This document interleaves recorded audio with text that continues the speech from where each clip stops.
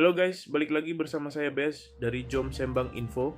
Togi, bagaimana jika saya beritahu anda bahawa jauh di dalam hutan tebal Johor terdapat sebuah kota purba gergasi yang dibina daripada batu hitam berkilau? Kota ini didakwa jauh lebih tua daripada Angkor Wat di Kemboja dan Borobudur di Indonesia. Lebih mengejutkan, kota syarat khazanah permata ini tiba-tiba gaib daripada sebarang peta moden, seolah-olah dipadamkan terus daripada sejarah. Kewujudan kota ini telah mencetuskan perdebatan sengit antara pakar arkeologi dengan komuniti orang asli yang bersumpah pernah melihatnya.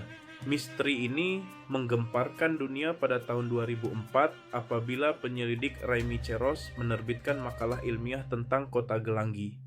Siasatan Raimi tidak bermula di lapangan tetapi di sebuah perpustakaan lama di London. Di sana, beliau meneliti manuskrip Jawi kuno milik Sir Stamford Raffles yang dikenali sebagai Sejarah Melayu. Dalam naskah klasik tahun 1612 itu, terdapat catatan pelik tentang sebuah kota besar di hulu sungai Johor dengan benteng batu hitam berkilau.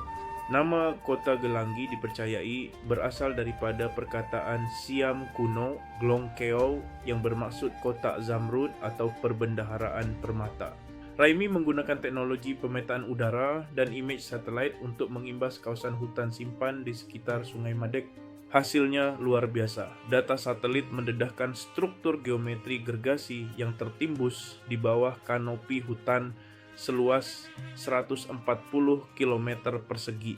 Penemuan ini mencetuskan teori bahawa kota Gelanggi mungkin merupakan pusat perdagangan terawal bagi Empayar Sriwijaya yang agung. Bagaimana tamadun sekuat itu boleh runtuh dan lenyap tanpa meninggalkan jejak, apa yang berlaku selepas itu lebih misteri.